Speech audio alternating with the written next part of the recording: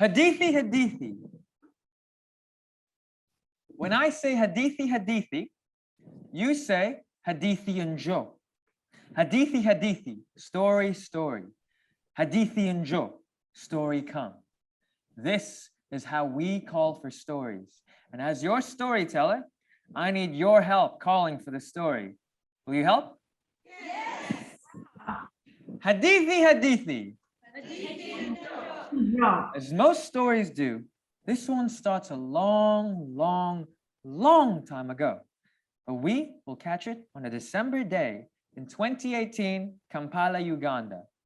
On that day, a 22-year-old young woman named Vanessa Nakate was feeling very, very, very hot.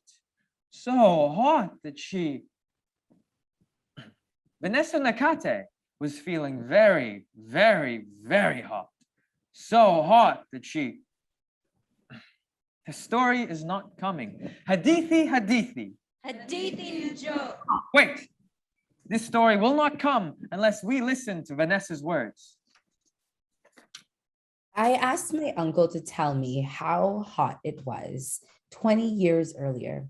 He told me he thought it was hotter, much hotter now. It was hot, the kind where you sweat from places you didn't even know you could sweat from. And it wasn't just the heat.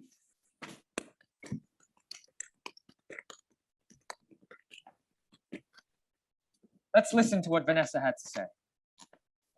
It's quite dangerous to walk when it has just finished raining because you never know where you could fall in a ditch filled with water. Vanessa was curious. Climate change really caught my eye because in school, it is taught as something that we don't have to worry about, something that is coming in the far future. I decided to read more. That is how I found out about the Fridays for Future Climate Strikes. Vanessa prepared her placard and stood outside the Ugandan parliament on strike by herself for hours. Seeing millions of young people from different parts of the whole world doing these climate strikes was very inspiring for me because I knew that I wasn't alone. She went back the next Friday and the next and the next. By then, she was no longer standing by herself. At first, I thought I was fighting to save a tree. Then I thought I was fighting to save a rainforest. Now I realize I am fighting for humanity. Hadithi, hadithi. Had no. Then,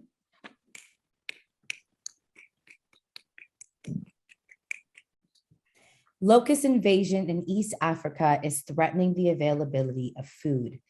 They have come after the torrential rains. How can we achieve zero hunger if climate change is leaving millions of people with nothing to eat? We are going to see disaster after disaster, challenge after challenge, suffering after suffering if nothing is done about this. Vanessa Nakate had something to say. There was the World Economic Forum's annual meeting in Davos, Switzerland in January, where myself and other climate activists took the personal decision to sleep in tents as a statement to global leaders and governments.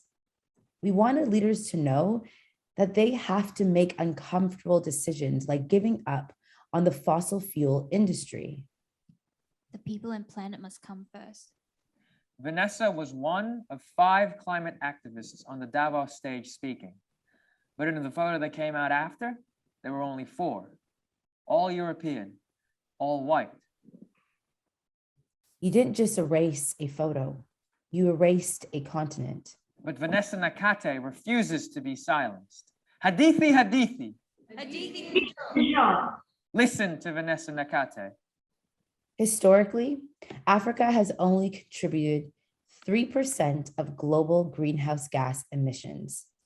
Countries in the global south are suffering the most as a result of climate change, but have contributed the least.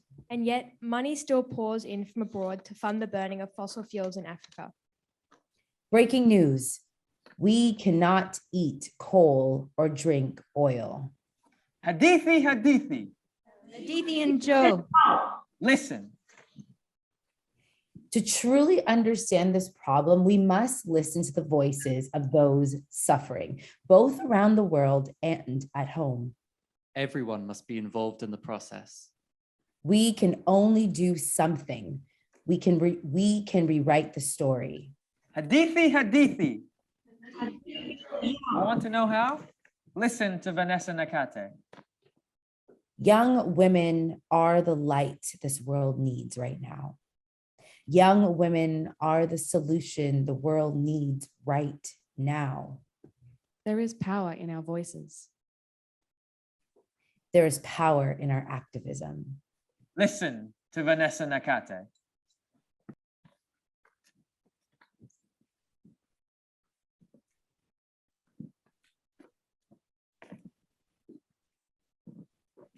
Hello, everyone, and welcome to the third Ecoscenography Reading Group.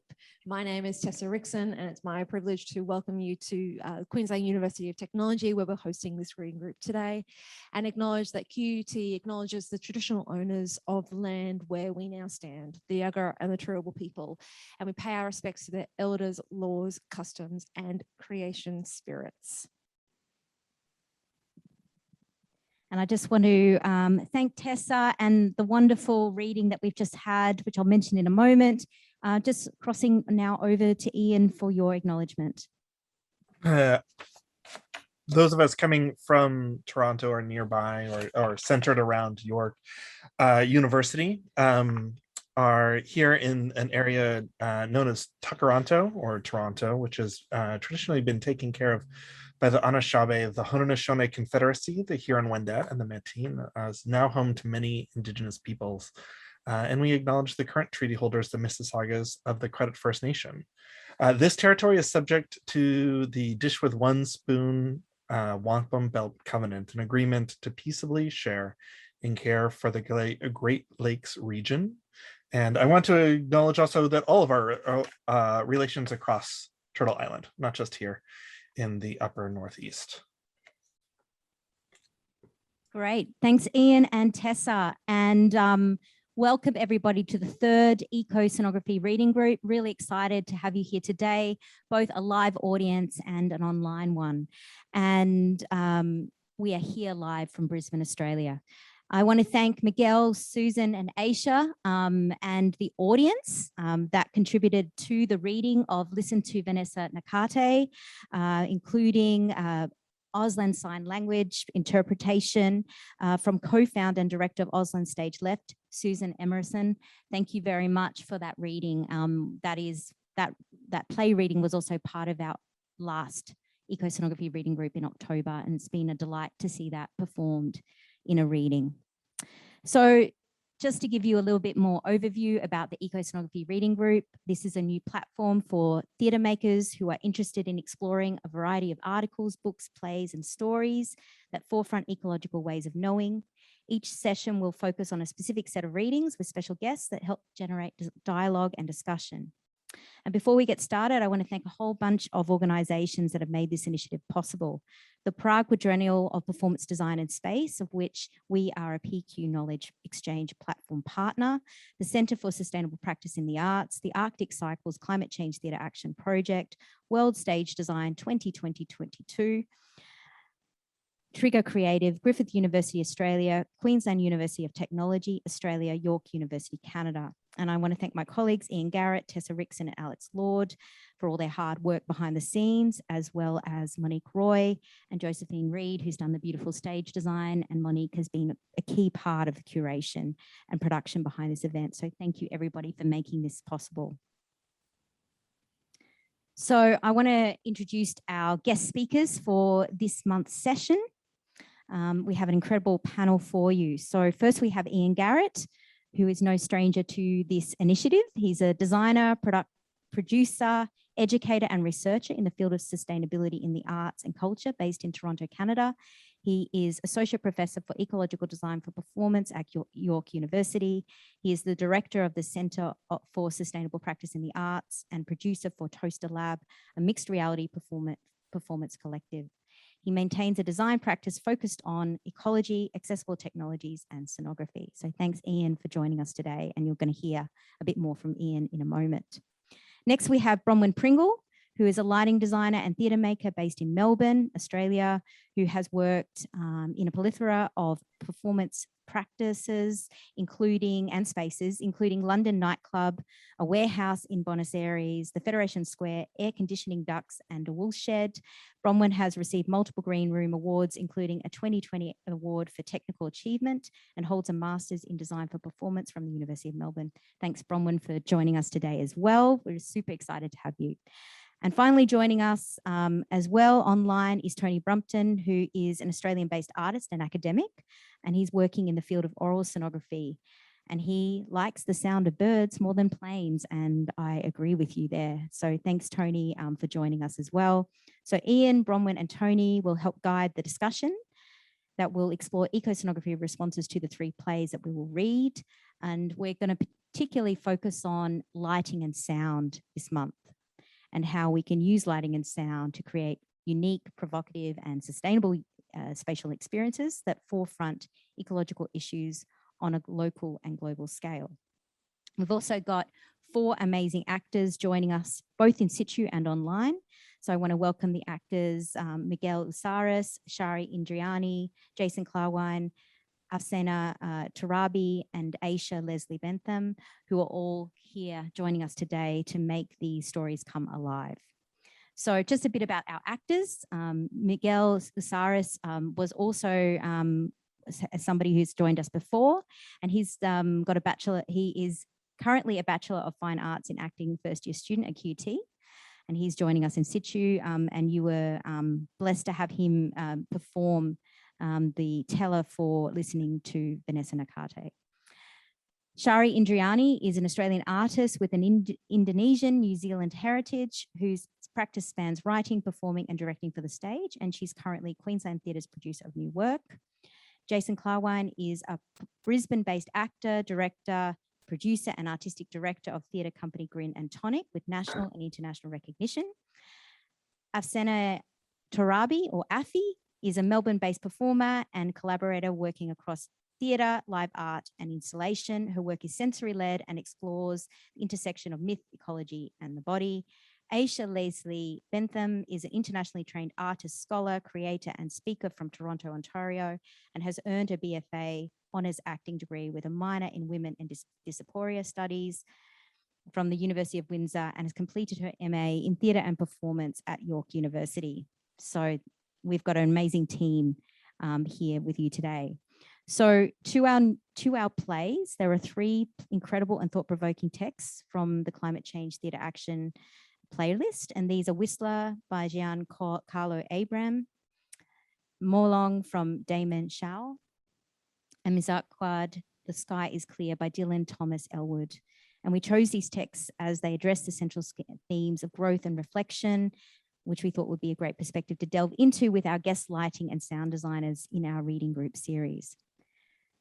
And before we get started, I'd like to invite Ian to tell us a bit more about the Centre for Sustainable Practice and their involvement with the Eco Design Charrette and Climate Change Theatre Action project.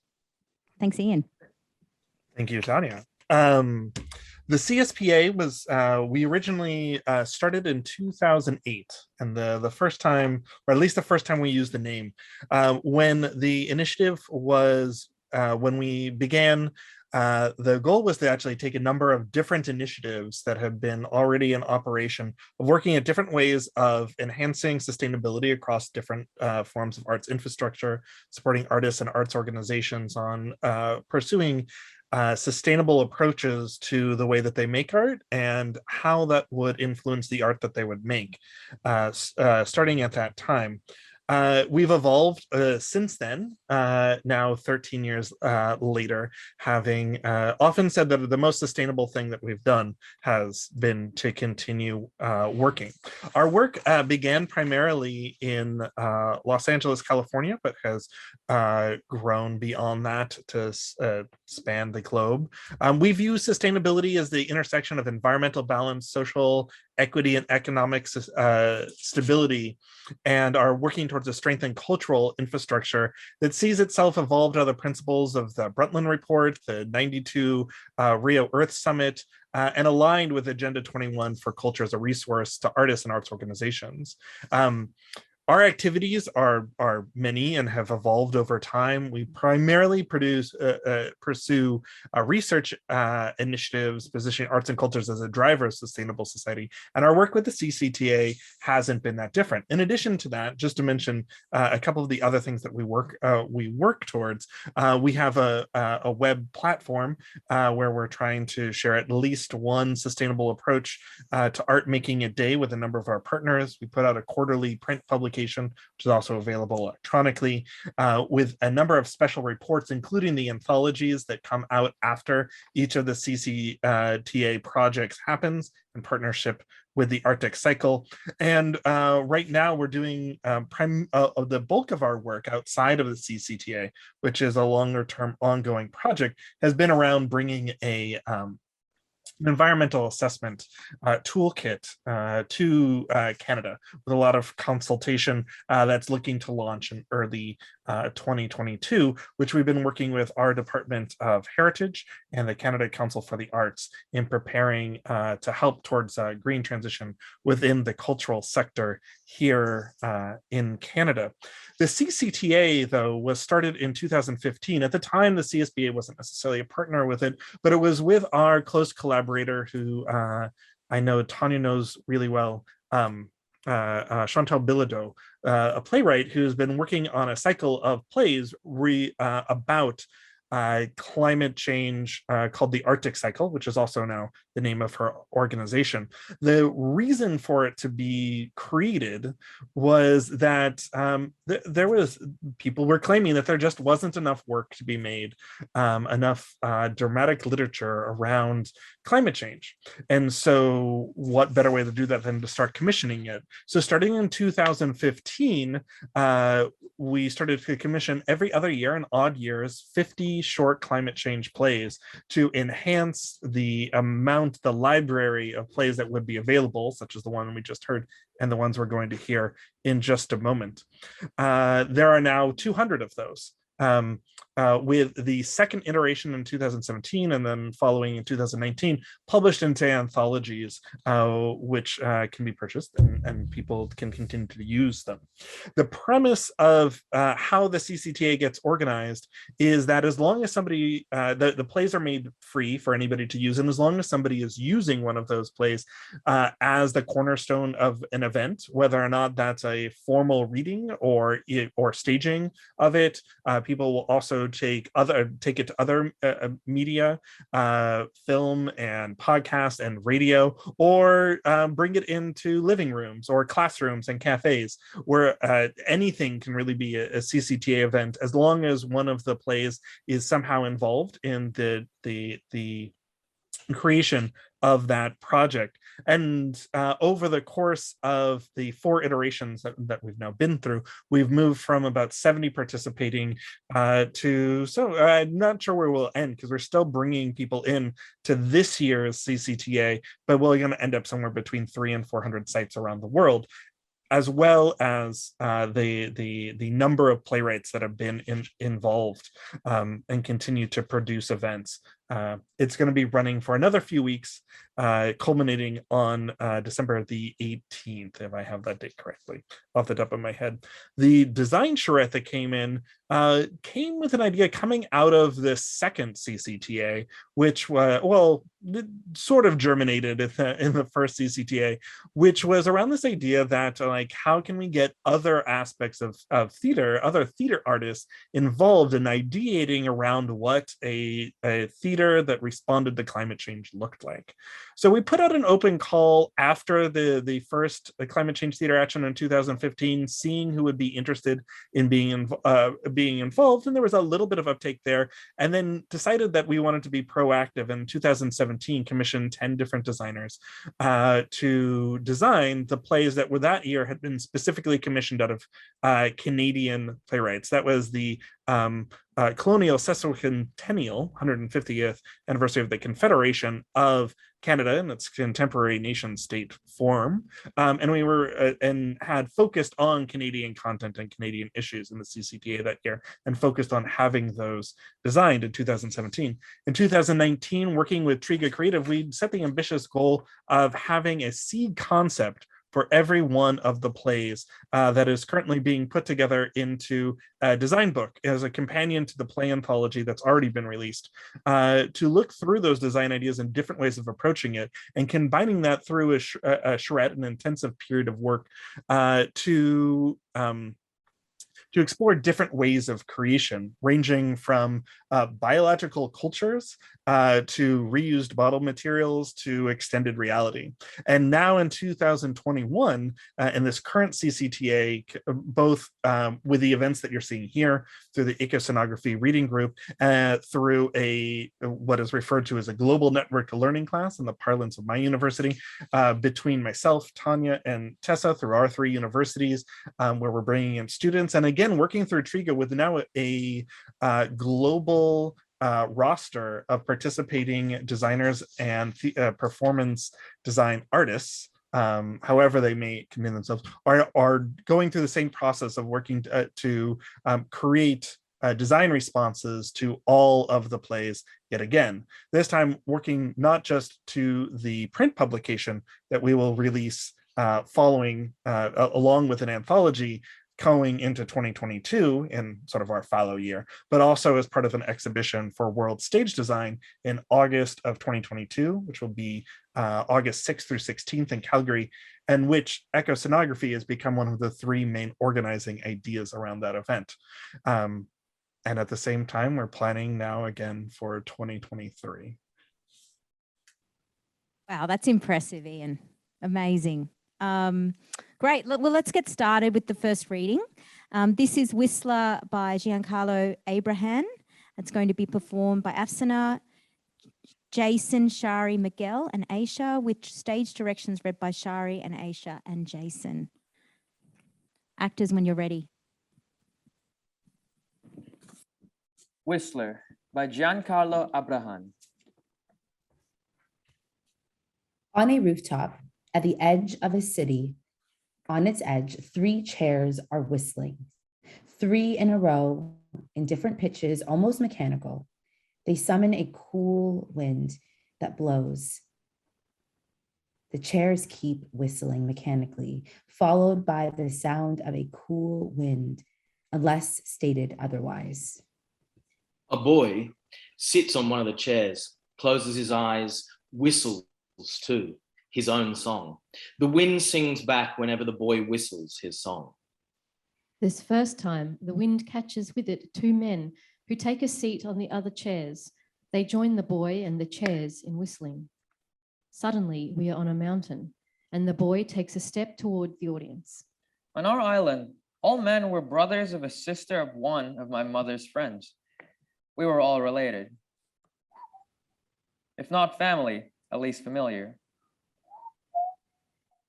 I learned from them this secret song that summons the winds to come to our island. The men demonstrate how to whistle, purse lips, wriggle out tongue, press tip against teeth, then blow the air out. Now, machines are able to do what even the restless tongues of islands couldn't. Call the wind without taking a breath. The men and the boy stop whistling, and then they narrate their history around the stage with their chairs. The real trade, though, was squeezing milk out of our mountains, like they were breasts. Calcium was very important then. It might still be today, depending on which doctors you ask. Except the world developed lactose intolerance, so we had to look for calcium elsewhere and forget certain flowers. Heads had to learn to wear new hats, arms had to acclimatize to sleeves. The mechanical whistling finally stops. Cool wind stops blowing. A siren wails. In new positions on the stage, the men and the boys sit on their chairs. Anyway, our mountains had been flat-chested for a while, so we were given. A woman enters and gives envelopes to the men and the boy. A Green New Deal. The men and the boy open the envelopes. On sheets of paper, transcriptions of their misinterpretations. A grey nude eel. Agreeing you'd hail. Agree, no deal. No. Green. Green. Green. New. New. New. Deal. Deal. Deal. A green new deal. Green new New deal. deal. Green New Deal. Yes, a green new deal. We're running out of time. The siren wailed faster and louder. Again, transcriptions of the men's misinterpretations. Green new Grain deal. you'd heal. Granule deal. Green you'd heal. Grain Oh, new deal. angry new deal. Both men shake the hands of the woman as the woman exits. You're welcome. Yes, thank you. Good morning. Well, hello there. Good morning. The mechanical whistling returns. So does the cool wind. The men put their chairs in the original position and then exit. I'm not so sure how much they understood. We were just doing the right thing. I'm not very good at leaving, you see. I never get to say goodbye. When I heard of the emergency, I just knew I had to move. But I'm not very good at dance, you know? And so I let my song and chants take me. When these men, who were brothers of a sister of one of my mother's friends, when they took the deal, they just took off. Their direction, away from the island. And so did I. The boy stands up and starts whistling on the edge of the stage. The wind starts singing again. Suddenly, we are back on a rooftop at the edge of the city. The woman enters again, stares at the view. The boy notices. Good morning. Oh yeah, morning. The wind sings back. The woman takes a deep breath, smells something sweet. You smell that? Ah, fresh air. You mean sweat air, Well, I did mean fresh. but the sweat air, that's me. Not just fresh, that's me. Well, you neither look sweaty nor smell sour to me. No. I meant sweet air. That's me. Sweet and fresh. I didn't know there was a difference. The boy stops whistling. The mechanical whistling carries on. The boy watches the cool wind passing by. There, that's plain fresh air. We worked so hard for that. I see. Well, not really see, but I can feel it in my lungs. But sweat, you can actually hear it too. Listen. The wind sings back. The woman hears. The boy gestures for the woman to breathe. The boy and the woman breathe deeply. The boy licks his lips, the woman hers. Sweet air. And if you're lucky, the wind sometimes brings not only a song, but also rain. And does rain taste any different? Like sweat and mangoes. Oh, salty? If it's rain called by my song, it's going to be the sweatest. Well, I've tried dried mangoes and really loved them. Boy stops whistling, annoyed even. But dried mangoes aren't mangoes. Well, what are they then? Exports. Against artificial preservatives? Preservatives. A man must be willing to wait under the sun for the wind to be ripe with rain before whistling his song. For heart that longs for heat bears the wisdom of mangoes, while a tongue dipped long enough in fermented fish knows sweetness best. You mean a long history of looking back. But who can afford that anymore? We can't afford to be on our island. When a city is only as good as it smells, it cannot afford even the cheapest fermented fish to serve my memory. But you can't afford us being in our mountains. Mountains are still being squeezed for poisonous milk, though. These days, my people only call on the wind for the pleasure of mangoes on our tongue, because the city can only take what is sweat. He smiles. Well, that's funny. Not what you said. Funny, what is that? It can't be the river. No, it only means that soon it's going to rain. Really? That smell means it's gonna rain. It has, actually, but not yet here. He looks at the view, purses lips as if to whistle, but stops. Whistle again then? Why don't you just learn?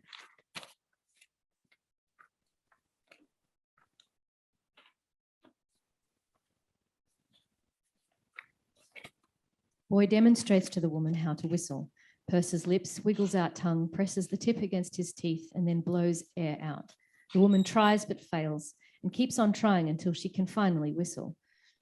The boy and the woman whistle as if in a trance. The wind sings back at them until rain falls on their foreheads. They taste the raindrops. Sweet, sweat. Sweat, sweet. Boy purses his lips as if to kiss.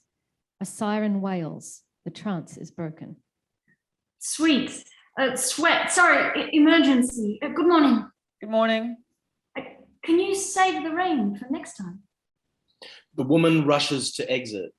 The sound of whistling in threes, in different pitches, mechanical. Then a cold wind blows. Boy purses his lips as if to whistle, sighs instead. It does not rain.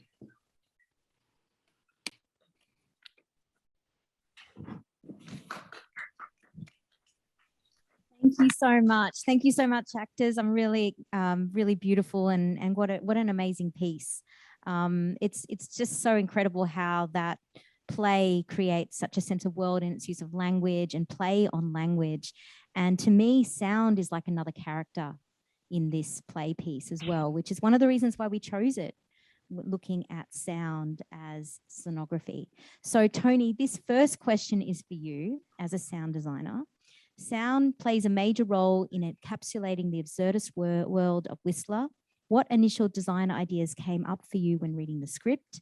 How might you translate these first impressions into an oral spatial performance, particularly in reference to the secret song that summons the winds? It's interesting that you use the word absurdist to describe the play, because my first impressions was that taking all of that information in one reading or even hearing it was a lot to process for an audience. There's so many different concepts and ideas to try and run through. So my way of processing that was to read it and hear it, and thought it would be interesting for the audience to hear almost exactly what we heard then, where you're hearing the stage structures, you're hearing the mechanical breakdown of what language does to a work like that and how that changes those interpretations. Then we get to the end of that first version, loop back to the beginning, and then do it more as a staged performance where you actually then insert the mechanical sounds of the artificial wind through the highly tuned metallic sounds of the chairs, and then have the performers add that human element of whistling out of tune by Western standards, and kind of have that zoom in and out and be different as they're trying to learn all of that with recorded versions of winds. And there's an infinite version of winds that can be recorded out there in the world, layered in at those key moments to run through for a second time, but then going back for a third time and actually removing the understanding of the language at a detailed form and abstracting that further into the sounds of plosives and taking out the noises, so that the performers are actually just performing breathy versions of what that interpretation of that text could be, and blending that in with the artificial mechanical winds and the pre-recorded natural sounds, so that the final version of the loop is actually all of the beautiful sounds that are in the poetry of the text woven together without necessarily the imposed version of what the language needs to be, so they can see how that can evolve and can change to pull out some of those deeper meanings that are in the text. Thanks, Tony. That sounds amazing. I love how you're talking through the process as well of how you would go about coming up with the sound design, and obviously you would be testing some of these ideas out in rehearsal with actors and the director to see how it all emerges and co-emerges together. And what I was thinking very much was, like you, the notion of layering. So layering live sound from actors as well as pre-recorded sound, and the potential of looping And also interesting thing about like different sounds, like the idea of tinniness and the mechanical kind of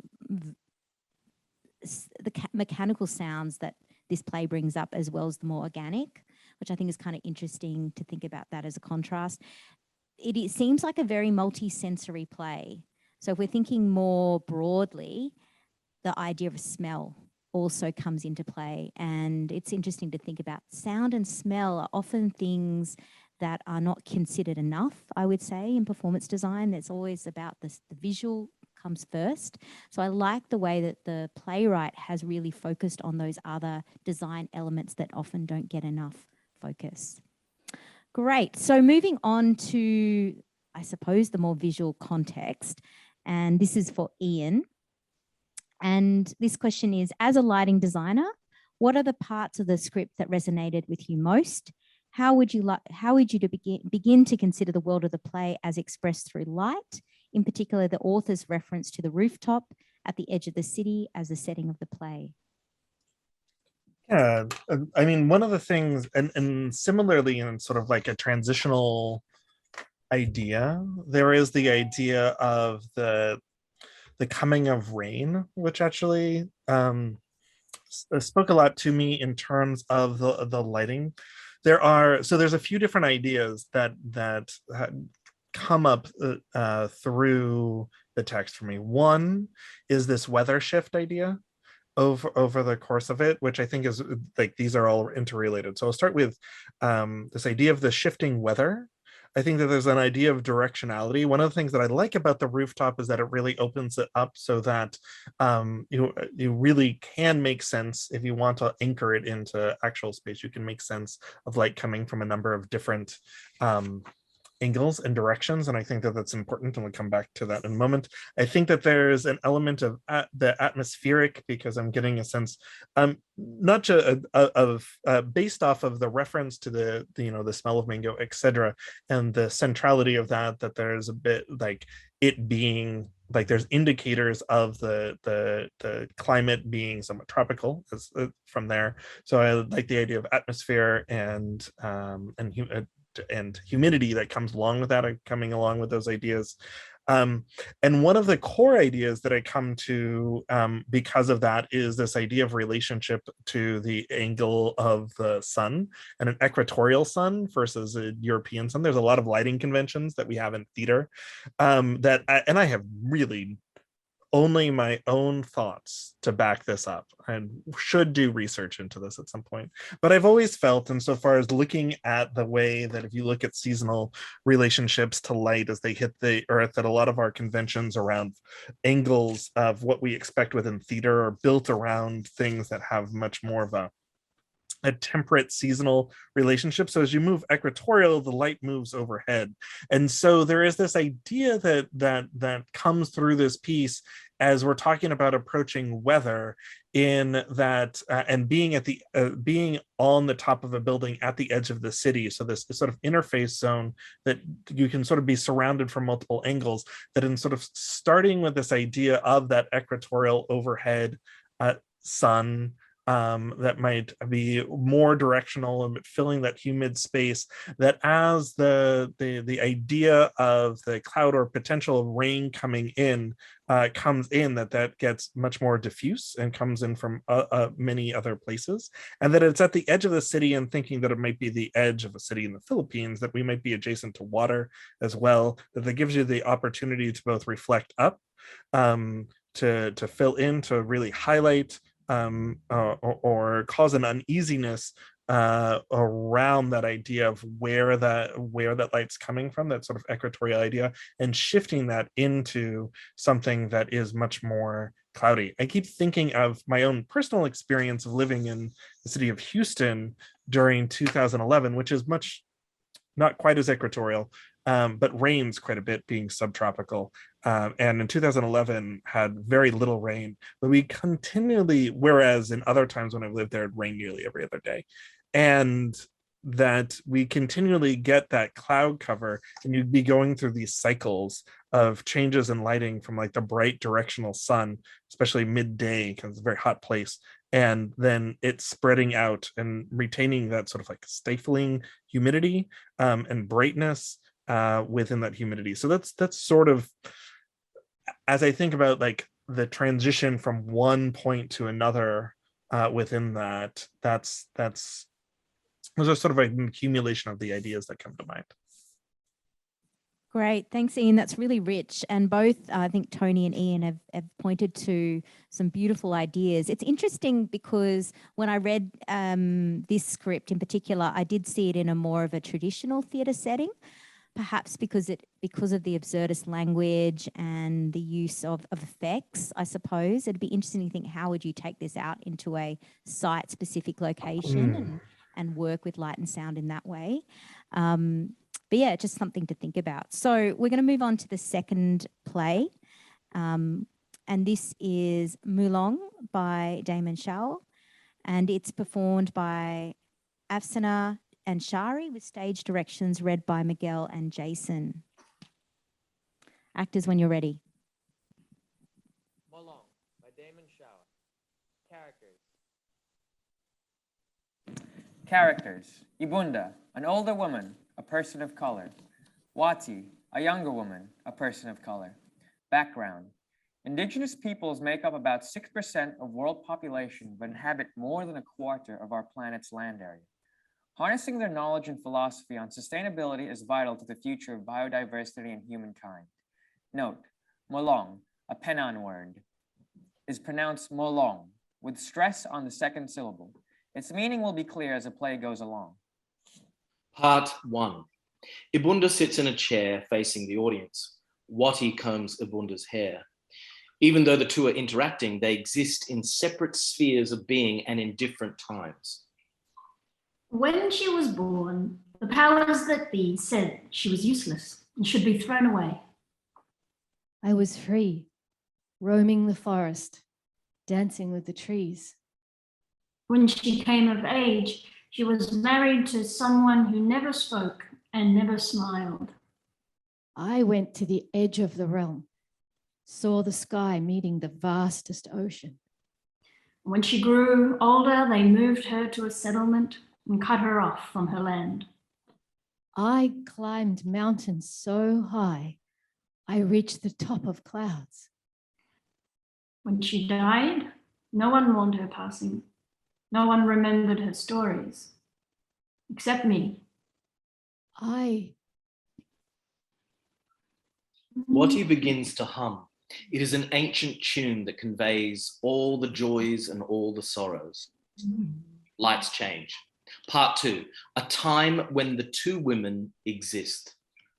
Look, you see them? Stars? No. I see them. In your imagination. Are you suggesting? There are no stars. But what's that then? Remember the men with their machines and bulldozers and chainsaws? Maybe. When they came and started cutting down the trees? Maybe. They burned the forests to make room for their own trees? Why would they do that? That's what they do.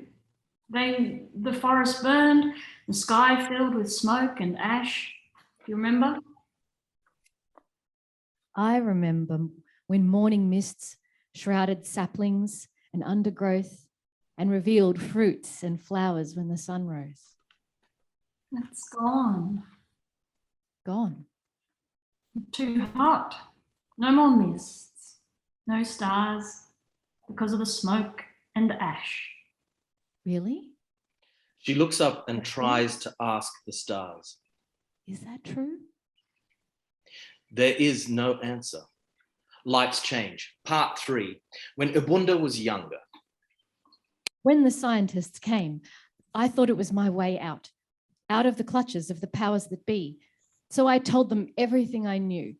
I told them the ways of the trees and the ways of nature. I told them how the color of the sky changed and what it meant. I told them why the sizes of fruits and leaves determined everything. I taught them how to observe animals. I taught them how we farmed and foraged. I taught them how to tell time without a watch. I told them what could be eaten and what couldn't. I told them how to survive if they got lost. And of course, I told them about Molong. Molong. There is no us. There is no them. We live in balance, in harmony with everything. Everything. If we take, we give back. If we take more, we give back more. We know we'll be here for a long time, so we plan ahead how we feed, live, and be. At first, the scientists were confused, not sure what to think. Then they realized, we may not understand this Molong thing, but the rest of it, it's usable knowledge. So they recorded, learned, applied. They put me on TV. My name appeared in magazines, newspapers, important documents, no longer useless. But things changed. What happened? We are now back in the same time period as part 2 when the women exist together. You know what happened. Tell them. What's the use? I came with the scientists, a hired help, and straight away I knew this was special. You knew nothing. You were so young. The problem was nature was no longer our friend. The temperatures rose, the rains didn't come, everything went awry. We tried to... The color of the sky, different. We tried to... Leaves, fruits, irregular. We tried to... No one could tell anything anymore. It was... Nature was speaking another language, one too new to understand. I was useless once more. No. Please. Are they coming back? Always the same question. You know the answer. See? Come, let me comb your hair. After a moment of hesitation, Abunda sits down, assuming the same position as at the top of the play. As Wattie combs, she hums another ancient melody. If only. What? Nothing. She is the last of her people. When she's gone, what of her stories? What of Molong? You know nothing about Molong. Well, this much I know. The scientists were only interested in facts and figures, things that can be measured. But Molong, that's what makes the facts and figures dance, right? Well, that's something we agree on. The only thing we agree on. Isn't that a star? Look. Look. Wattie finally looks. She searches the sky, looking at every corner. As she does that, Abunda gets up and begins to dance, soundlessly, simply, beautifully. Lights fade, end of play.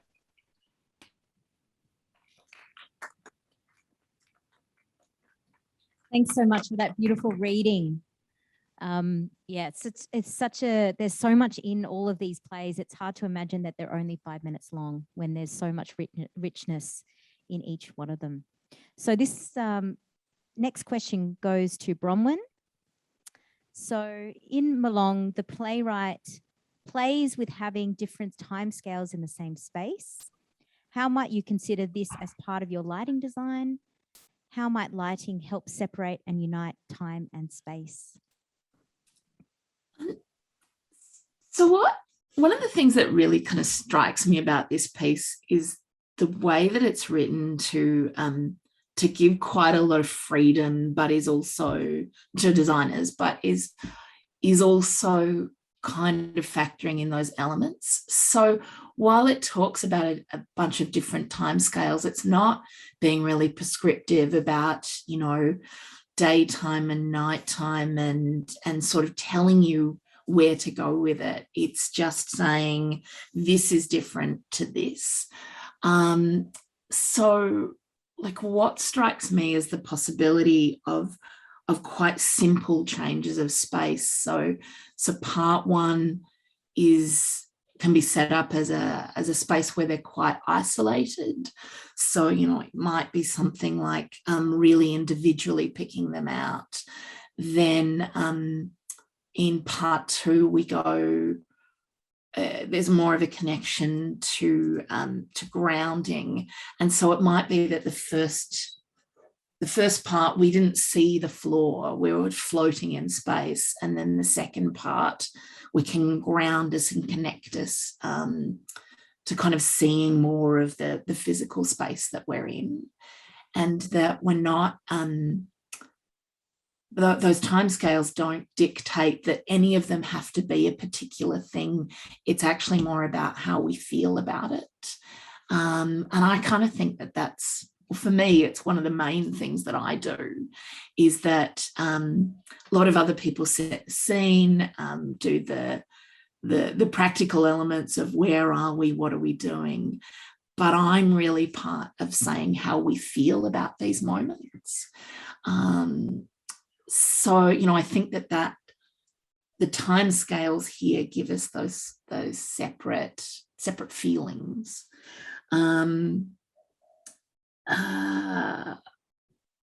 There's so many things, there's so many options in there. I think that there's also kind of a lot of room for color motifs that help us know when we're in one space and when we're in the other. And I think that that's also a kind of clever thought about, you know, where venues and venue stock is going to get it to a kind of really practical level of this piece being able to kind of happen anywhere, is that as we kind of move more towards kind of LED stock, color is becoming the thing that we can play with more. You know, once upon a time you had a rig that was more about choosing your angles, whereas now we have this kind of plethora of color that you can change, you know, without changing gel, etc. So being able to make these motifs of time about, you know, color schemes kind of really works into where technology is going.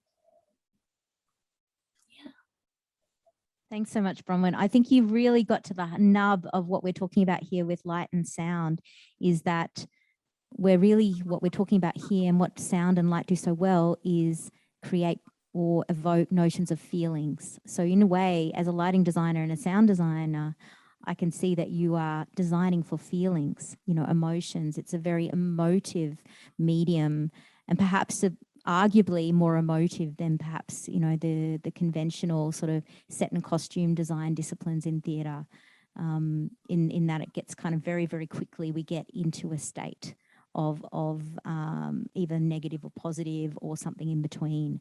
And that's really exciting. So next question is to Tony. And we're talking about sound again here. What kind of oral environment do you envision for this piece? How might you consider the reference to the ancient tune that Wati is humming as part of the design concept? And how might sustainability be included as part of your design thinking? Yeah, it's the nice thing about the play is that it is so open. There's very little that is prescribed as far as we are here, we are doing this, as far as all of that goes. And as opposed to the previous play, it actually means that placing it somewhere physically in an environment, the idea of it being site specific or variable venues and things like that aren't traditional spaces, means that the oral environment that is in the space could actually be part of the curation of how the work's put together. It could be really interesting. The idea of putting it in a car park next to a park, or putting it in a farm next to a highway, or something like that, where you've got this kind of dichotomy of the natural sounds and the things that are referenced and talked about from the past, and some of those modernized things that are clashing and things like that. So the audience is actually experiencing that in a very organic and real way that can't necessarily be curated, and will change every time that the performance is performed, and what the space and things like that is, which then kind of brings you to the idea of the ancient tune. That's going to change, in my mind anyway, depending on what land you're performing it on, where the places are that you're talking about.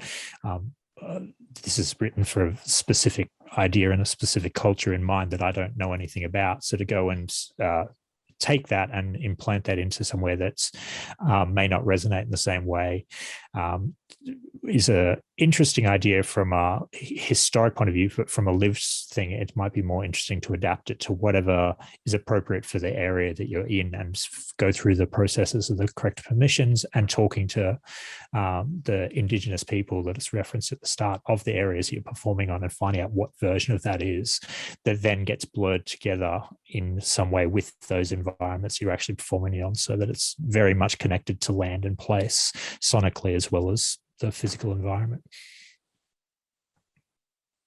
Yeah, beautiful, Tony. I really love that. I love how you're bringing it back to place, because that's one of the fundamental, I suppose, foundations of ecoscenography, that it is taking a more place-based response to how we do things, and in a way of being more genuine and authentic to how we're performing and where we're performing, as well as thinking about sustainability being part of that.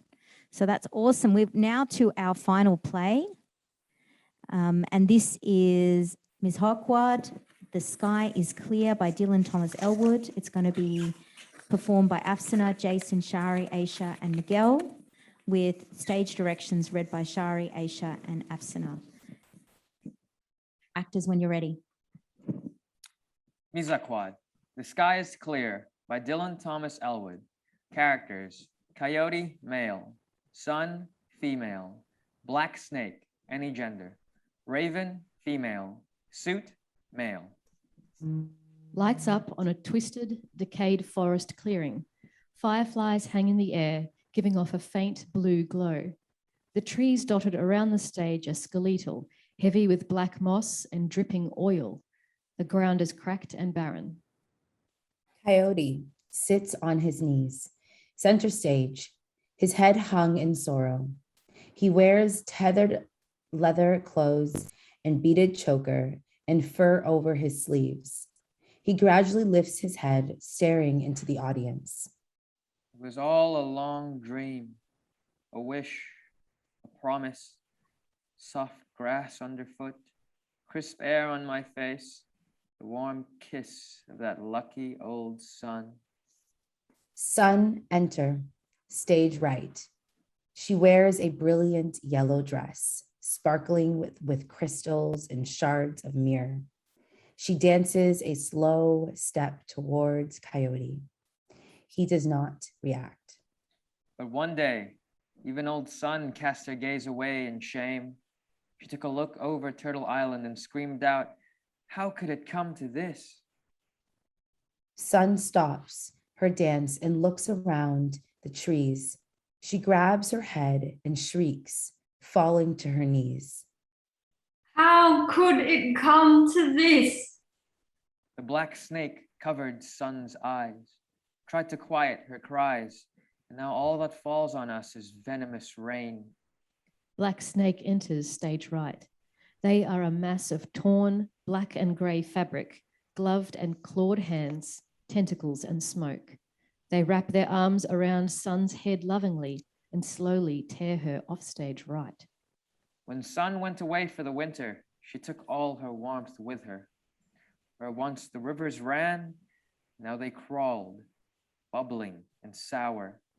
The grasses bent sideways and curled up brown. The trees fell around their roots and made their quiet exit. Raven enters, stage left, with a limp. She wears gray and dark blue scarves with red paint spiraling her cheeks. She kneels to the ground, lifting stagnant water to her mouth. She winces as it touches her lips and begins to retch silently. Black Snake enters stage right, drifting around the stage in a slow and crooked dance. They curl around Raven's back, massaging her shoulders. Their touch seems to drain Raven's energy, and she begins to droop over. Black Snake releases her and runs their hands over the trees. The black snake took us all in its coil. Its scales touched the sky. Its fangs pierced the water. It doesn't mean us harm. It truly never did. It is like a child, unknowing of the pain its power can cause. But its thirst is insatiable. Its belly aches unrelenting, and it feeds on our negative thoughts, our greed, and malicious urges. Black Snake wafts behind Coyote, planting a small kiss on the top of his forehead. Its breath fills this land with sorrow. Our sorrow is the mother of hate, and hate is the little brother of war. Black Snake caresses Coyote's forehead and lies down in front of him, running their fingers along his arms and chest. We are not at war with the poisoned water, or the white frost, or the choking air. We are at war with ourselves. Suit comes running on stage right. He wears tattered, oil-streaked Wall Street attire. He carries a metal pipe and lunges at Raven. Raven shrieks a war cry and rises to meet him. Suit swings the pipe at her, but she catches it, and a tug of war ensues over the weapon. Black Snake rises up beside Coyote, watching the melee, clapping their hands with glee. Please, how could it come to this? Raven knocks Suit to his back and begins bludgeoning him with the pipe. Black Snake gets to their feet and dances around the scene, their movements growing chaotic, following no rhythm or beat. Is there still time? Stop, please stop. Raven stops her assault and turns to Coyote, panting. Black Snake abruptly stops their dance, confused. Coyote shakily rises to his feet, turning to Raven. Please, it's not too late. It can't be. Raven drops the metal pipe to the stage. Suit gasps and holds his chest. Raven approaches Coyote and embraces him tightly. I'm sorry, old friend. Don't be, my love. We will know that blue again. Mizaquad, can't you see it? Raven turns to look stage right. I can't see a thing. Look, my love, she's come to see us again. Sun gently enters stage right, carrying a luminous torch. It radiates light across the stage. Raven turns to face Sun. Coyote holds Raven around her waist, hugging her close. Suit rises to a sitting position, amazed by the light. Black Snake stomps in fury, running to Coyote and Raven, trying desperately to pry them apart with their clawed hands. The two won't budge. Sun holds a hand out to Suit and lifts him to her feet. She holds the torch out to him, and he cautiously takes it. In a fury, Black Snake rushes at Suit. Sun claps her hands at Black Snake. A thunderclap. Black Snake is thrown to their back. Coyote and Raven hold their hands out to Suit. He slowly approaches them. They step to either side of him, kneeling down and raising their hands in gratitude. Suit's shoulders begin to quake as he falls into sobs. Sun comes up behind Suit and holds him in a motherly embrace. I'm sorry. I'm so sorry. It's all right. The black snake has not yet awakened. See to it their eyes stay closed. Suit leans his head into Sun's neck. Do not be afraid. Lights down. Thank you so much again for the beautiful readings. Really, again, what a wonderful script, something very different to the others as well. Each of these scripts is so unique. So I might just get straight into the questions. So this one is for Ian. The play makes a strong reference to the apocalyptic stage setting as part of its storytelling. How does the play inspire you to take a particular lighting approach to the work, and how might sustainability also be included in your concept? Yeah, apocalyptic is an interesting word. It's also, it's just like a huge shift from where we are, right? And that in some ways moving into something that is post now into the future, where we're talking about the end to our current civilization, societal state, is implying sort of an end to something industrial or capitalist or within our current systems. And so like I think there's part of this in the title, The Sky is Clear. I've been thinking a lot recently about the idea of a post-apocalyptic utopia versus a lot of the dystopian futures that we look at. The part of that leads to some of the lighting ideas, but this is not a lighting idea, but I really want to do this outside, because I want to make the technologies that would make of renewable energy be visible. I would like there to be the ability for one to see like solar panels. I feel like I want to talk to the costume designer, but also integrating that into sun as part of those reflective elements when we're talking about the mirrored aspects there.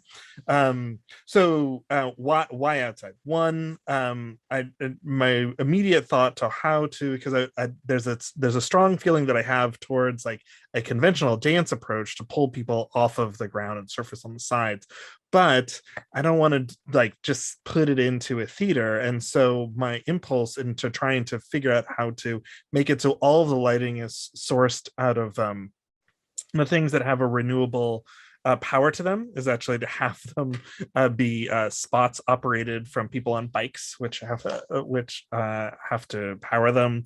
That anything else that's external to the performer or anybody on stage is coming from solar. Essentially, that it's in a way that it's actually being staged in a way that would work if we like our power grid no longer supplied power, that we couldn't get into a theater. So moving outside, it also opens up the idea of actual fire. But at the same time, I also want it like, I'm thinking more about the scenography in some ways than the lighting. So I also want it to be in like a fact, I wrote it down as clearing, because I want it to be in a space that in addition to these lights coming from outside these performers, that because there's so much evocative language in there in terms of the surfaces, the materials, etc., of each of these characters changing the shape of the performer, like moving that. I really want to be able to highlight and catch that. So part of that is the reflections of the sun. It's a certain serpentine shape of Snake, however that ends up being realized. It's the rags and the cloth that's referred to in Raven as clothing, and how those different shapes happen. There are two thoughts of what of relationship that one is with the sun, and with others of helping to indicate that shape in space through actually trying to collect kinetic energy off of the performers moving. It might not be the most useful light, but also having them being able to emanate light as well, which is also an important thing with sun in there. And then also, what was the other idea here? So there's the kinetic wearables idea.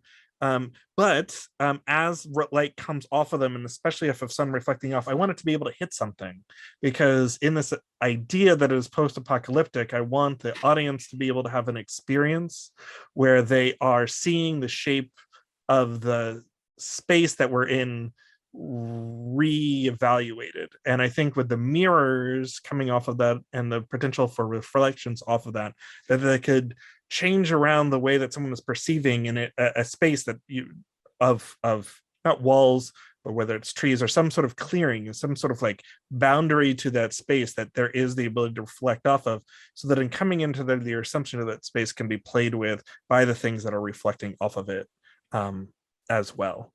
I think that those are both get to that apocalyptic idea, but also bring in currently available renewables like contemporary sustainable practices, and see how those can come together in a way that I think could be a much more utopic vision than like the standard dystopias that we're fed in a after a climate apocalypse, quote unquote.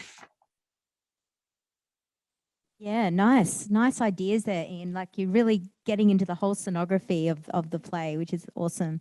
And it is interesting because a lot of the play is less reading and more descriptions. I would say it's probably even more descriptions than reading. So the actors were almost reading more descriptions than actually dialogue, which is really interesting. It's very specific around costuming, around lighting. So the playwright obviously has some very strong ideas about how they want this to be performed. So moving on to Bronwyn. The references to climate and weather feature a lot in this play. Sun is literally a personified character in the story. How do you imagine designing for sun? How might costuming and staging be combined with light to enhance the story of the play? And how might sustainability be integrated into your design conceptualization? What I'm finding really interesting about this piece is I had quite a different response to reading it on the page earlier than hearing it.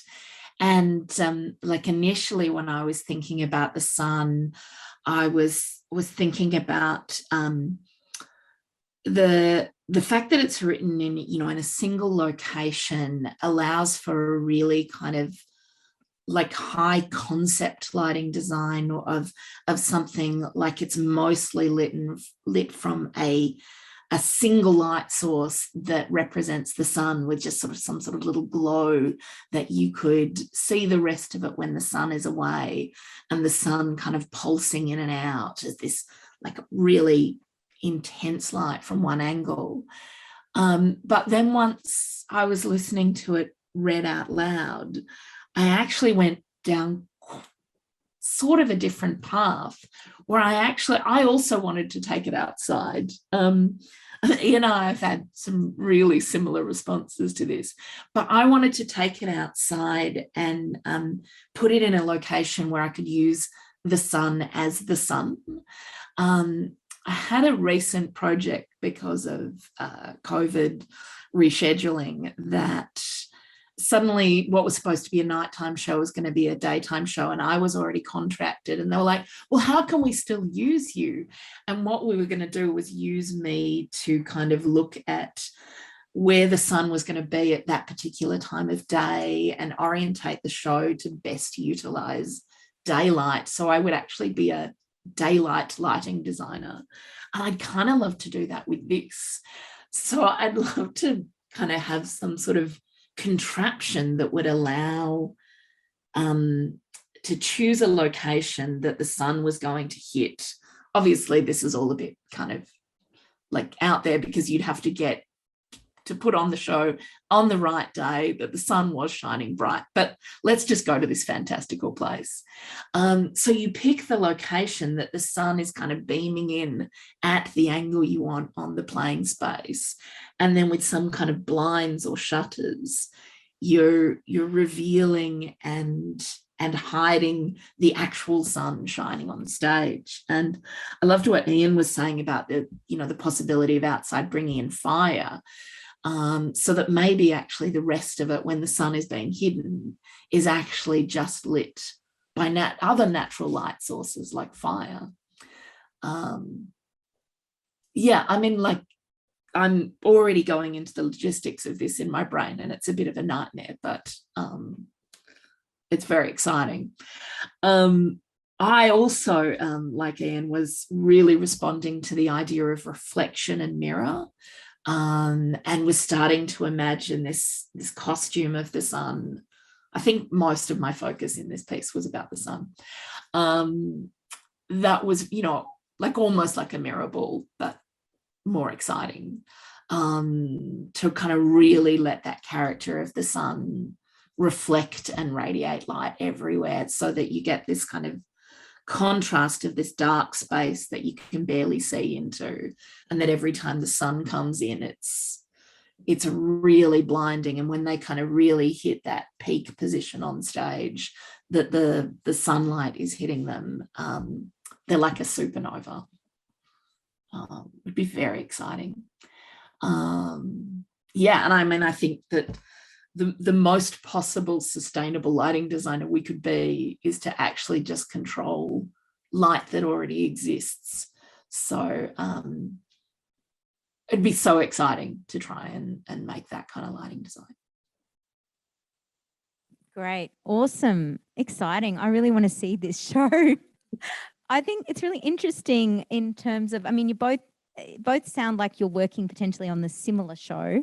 But I think it's interesting, Bronwyn, is that you're actually sort of inverting or turning the notion of the lighting designer on its head here with your idea of using spatial techniques to access lighting, sun that already exists. It's one of those things that I always think is kind of crazy when, particularly in a home environment where people will, you know, the sun, particularly in a place like Queensland where the sun is very, very strong and it's coming through, you know, the windows, and people will have, you know, their curtains closed and their lights on in the house. And I just think, what are you doing? It's crazy. And the light is so much better. The one that's coming from outside is so much brighter.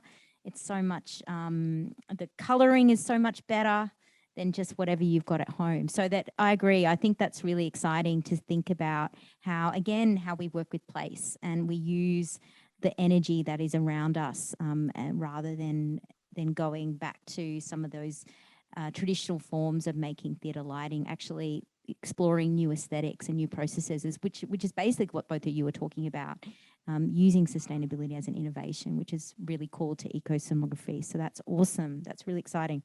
So this is now we've done all the play readings, we've had the formal questions. This is now open to the audience, both online and in situ, to ask any questions to our panel.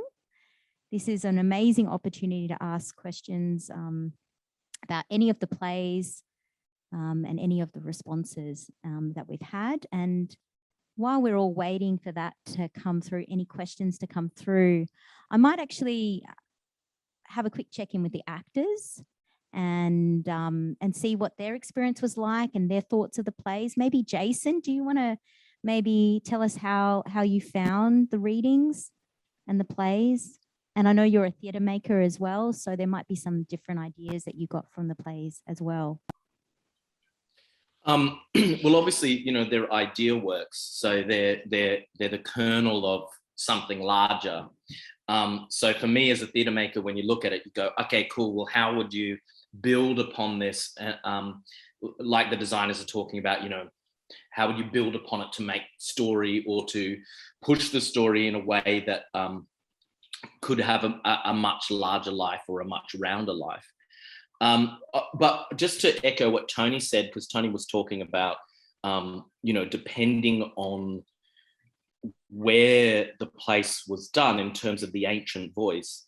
With some of these pieces, I'd love to, I mean, the only element missing here is I can't ask the person who has written the Coyote one about their background or about their traditional background. So for me, it's very hard to interpret unless I sat down with them to talk about what the sun means to them or what the coyote means and what, you know, what is totem and what is not and what those things mean to a First Nations person.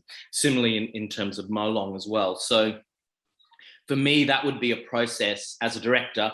That process would be very specific for me. I would have to go and sit with that writer and try and understand where those voices have come from as much as I could in my limited way. But to immerse yourself in some of that, and I know we're just dreaming here, we're just thinking about how to do different things and that, but I think it's really integral for a maker to really go right into that. If someone is using the land around them or talking about land in a traditional context, as we do often here in Australia, there is a responsibility for artists to kind of investigate that more with permission. And so that would be my first stop. If I was directing it, I would go, okay, cool. Well, talk to me more about how we can illuminate this. And then it's about an audience, isn't it? It's about going, well, what is an audience going to get from the piece? What do I want them to feel? What do I want them to walk away with? Yes, we want them to walk away thinking climate change. Yes, we need to do something about it. I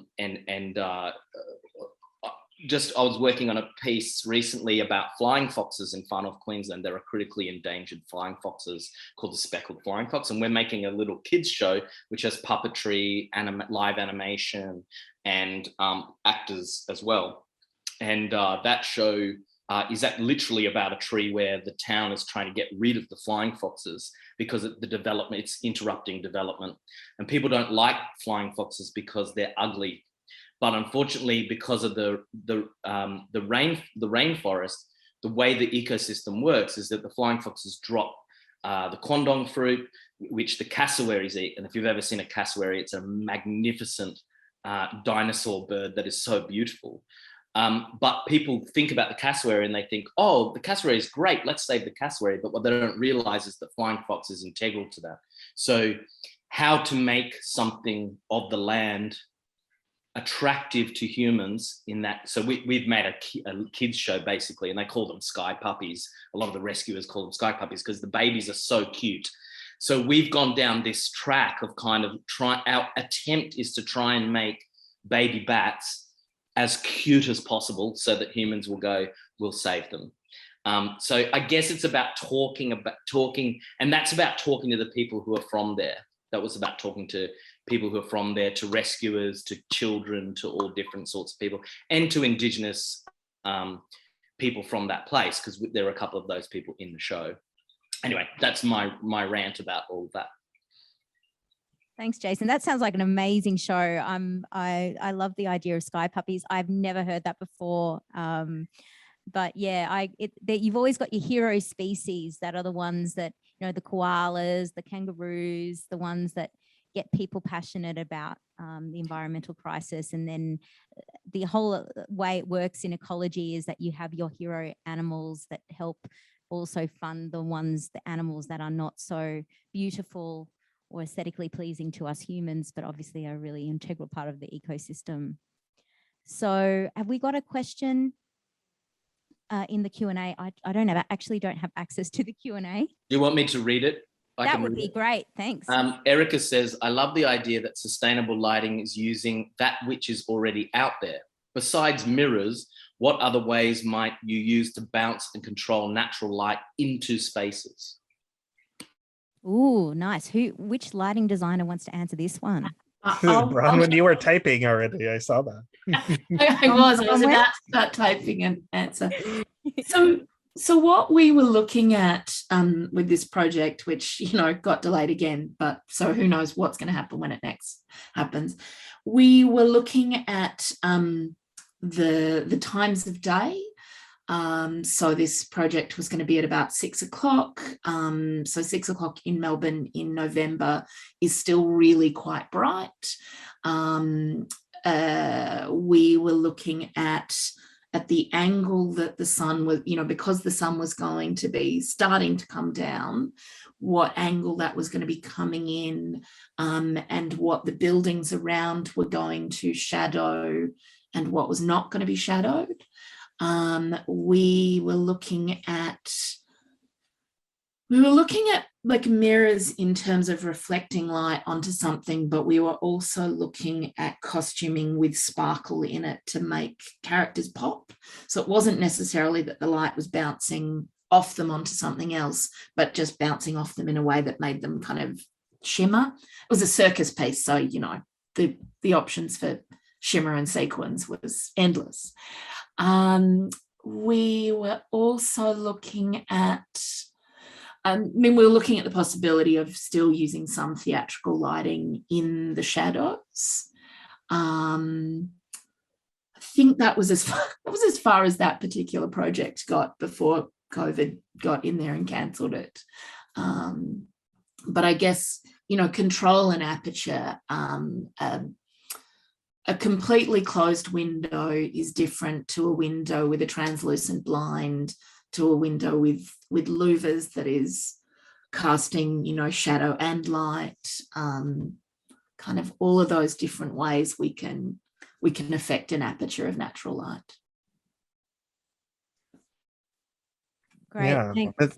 Oh, sorry, Ian, you want to? Oh, I was just gonna add very similarly, and crossing over from like video work, you can add in bounces and things like that to sort of like direct it a little bit more, things that are usually off camera to give a little bit. We were doing a piece that was happening at dawn, which is always fun to accomplish, but have gotten a lot of mileage out of, especially when the sun is low, around like gold bounces that you normally use to like reflect gold light in film.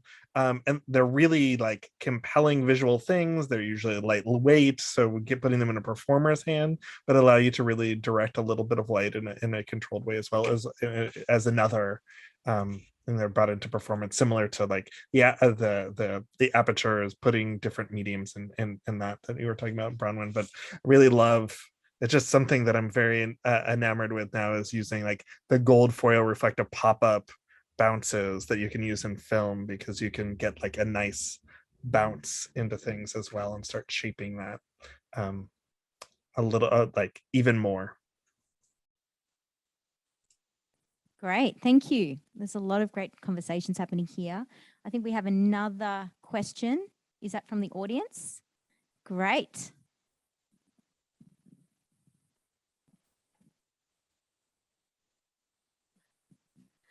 Hello, my name is Meg and I'm at QT. I'm a technical production student and I have an annoyingly practical question. For things, so most of the readings that we explored today, everyone kind of had the idea of setting them outside. Now, outside is a very unpredictable place to set a theatre show. So how, if rain occurs, if there is cloud cover, how do we keep the lighting and even the sound in this ecoscenography setting without adding technology to drown out that noise or that the lack of natural light?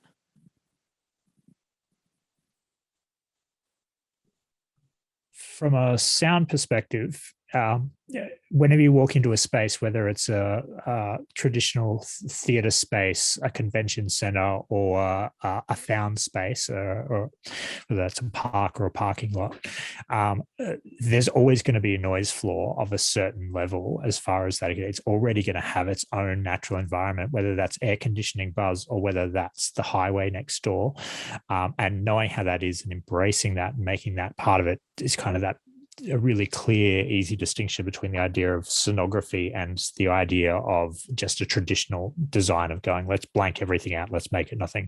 Actually embracing that noise and knowing that there's going to be a truck blast past at some point in time. I know in the past I've done works where we know the theatre's got a train going by. So that just becomes part of the world, and you work that into the scape and lean into that rather than push against it. Because anytime you start fighting with those elements, you're going to lose, because they're usually bigger, stronger, and more unpredictable than anything that you're going to come up with.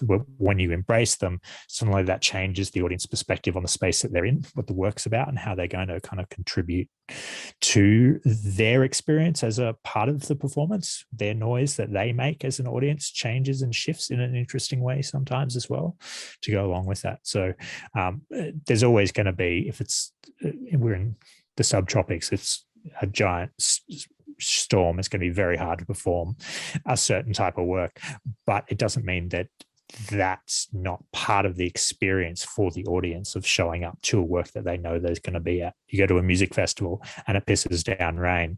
Those are usually the ones that are most memorable 10 years down the track, rather than the one that you weren't at as you were sliding around in the mud or doing all those sorts of things. Yeah, it's interesting that you bring up music festivals, because that my mind went there as well. And in my experience with music festivals, you just keep going unless there's a lightning strike. Like, unless it's actually dangerous to perform, if you're working outdoors, usually you've made your logistical plan and insured things for potential for weather. Like, that's part of the planning process. of like the equipment. If you're bringing in outside equipment, it might be hard to, if we're using real fire, it might be hard to keep those going sometimes if you're in a torrential downpour. But with all those like planning components in place, moving outside of the safety of a very controlled theatrical venue, you just keep going until the lightning strikes and you got to cover up and turn everything off, in my experience. Yeah, great. And actually, we've got a comment from Imogen saying, thank you, Anthony. I was rehearsing a show outside along a railway line this morning, and we had this very discussion about the sound of trains being incorporated into the soundscape rather than running from it. Same with rain. And Bronwyn, I know that you design a lot for La Mama Theatre, and I know La Mama Theatre has a new theatre now, which is very exciting.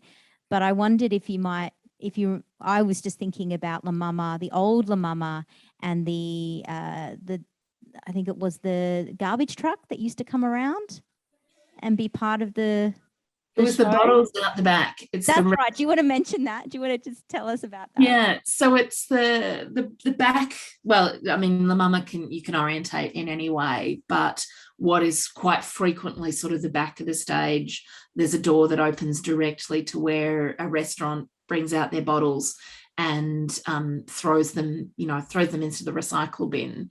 And of course, there's no control over it whatsoever. On a Monday or Tuesday night, it's less frequent. On a Friday or Saturday night, in a 1 hour show, you could get like 3 or 4 bottle drops. And, some shows fight against it and try to ignore it. And I know I've been involved in plenty of shows that have just worked it into it and acknowledge it and let it happen. And it's just, it's part of the texture of being in that space. I actually made an immersive work in the show, and we was so determined that the bottle drop needed to be part of the soundscape that we actually set up a pulley system so that there was a thing that would pull with inside the theatre that on the other side of the wall would actually drop some bottles into a bin. So we would get it randomly from the restaurant, but we would also have a very practical one where we just tugged the string and some bottles dropped. So we got at least a couple of bottle drops per show. That's great. I didn't even know that. I've never heard of anyone working it quite the same way into a show than what you've just described, Bronwyn. That's on another level. It's great. It's actually having fun with it rather than here we go again. Here's the bottle drop, right in the middle of this very, very, very serious scene. Okay, so just before I know we've got to close up very shortly. We're going slightly over time because we had our play reading at the start. Just checking if there's any more questions from the audience in the space. And there is one more question online. So this comes from Carol Stevenson-Roy. I was struck by something Tony said about depending on where the piece is set and where it is performed, the lighting and sound choices need to be carefully considered. And I'm thinking back to something Keith said in the first session about how he enjoyed it when other Indigenous cultures performed his pieces and contributed their own voices and style to the script. I'm wondering if you think it's more appropriate to capture the lighting sound from the perspective of the author or the audience. So I don't know who wants to answer this one. Yes. Okay, great. Ian. That's my answer. No, that's my answer. Yes, it is more important to capture it from the audience. I don't know. It depends on I think it depends on the project. I will be less coy with my answer and say that I think that it depends on discussion. I mean, when I know that I'll answer it seriously in terms of my process. When I'm starting with a project, oftentimes what I have to go on is the author's, like trying to think through the author's intention or talking to the author to see what the intentions are, to see how that might be. I think one of the challenges of approaching things as a designer is being able to have that information or any of the information and not let it be the when I was studying architecture in undergrad, we just always talked about not having override, like that you would pursue an idea and not allow it to be the one sole idea that you are considering, even though it was first. And so oftentimes I think that it comes out of there that it's going to be a bit of the audience, it's going to be a bit of the author, it's going to be out of the process, that it's going to be something that is. So to come back around to my initial response, I think that the answer is a bit of yes, because I think that that's part of positioning the place where it is, because also then you as a designer are bringing in even just at least a third voice in there, that you're interpreting it into your worldview, with like this skill of trying to be sensitive to all of these different perspectives as much as you can. Great. Ian, is there anybody else that wants to add to that?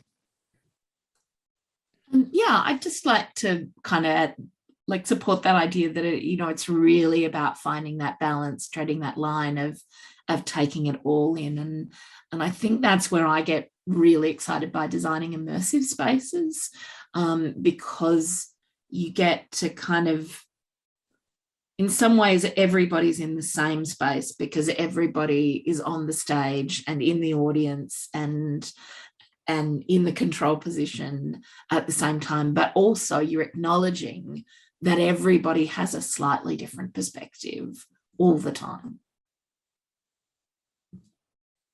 Yeah, nice. Great. Well, I think we're going to need to wrap it up now. So maybe we could just have a round of applause for our panel and our actors. So nice to have that audience clapping sound.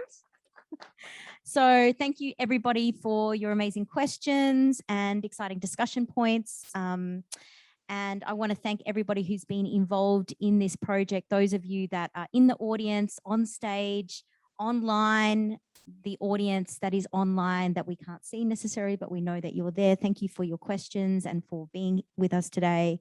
I really want to thank Monique, who is behind the scenes there with Tessa, who have been working very, very hard to make all the tech run really, really smoothly for you today. So I really appreciate that working out for us again. So this is our final Ecoscenography Reading Group for this year. So we'll see how we go for next year and if there'll be another one, maybe backed by popular demand.